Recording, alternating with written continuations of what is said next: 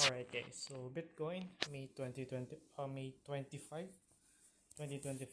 Asan nga ba? Update lang tayo. So as of now, plinat ko na yung minor uh, support and minor resistance.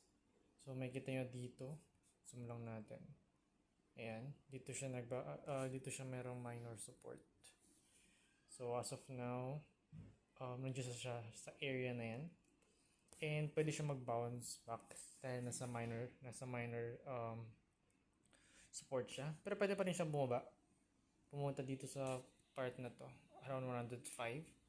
Kasi minor resistance lang din yan. So, pwede mangyari yan. At bakit nga ba dyan yung price ni Bitcoin? Dahil yun yung dating resistance ng all-time high. Or resistance ng dating all-time high or yung 109 USD. So naglalaro lang dyan banda yung price. So ano nga ba yung i-expect natin for the next few days? Kung titingnan natin, pwede siyang mag-consolidate lang dito around 111 so all-time high hanggang 107. Pwede rin siyang bumaba dito 105 at pwede rin siya dumiretso dito ng 101. So hindi natin alam. Pero kung itatry natin siya na Fibonacci. Pero ito muna, 1day RSI, nag-cross, MACD, nag-cross na rin. So bearish signal. Try natin siyang i-Fibonacci.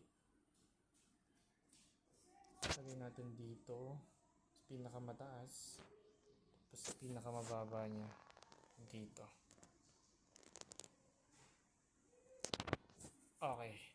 So, according to Fibonacci, pwede siyang, ayan, dito sa may 7076 is, pwede siya tumigil dyan, and tumigil nga siya dyan. At pwede siyang pumunta dito sa 0.618 kapag pababa yung price niya. At pwede rin naman siya bumalik ulit ng all-time high. So, di natin sure.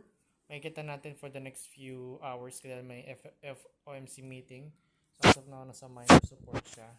And tingnan natin kung anong mangyari sa price. So be careful with your trade dahil cryptocurrency to at mahirap na masunugan. Okay?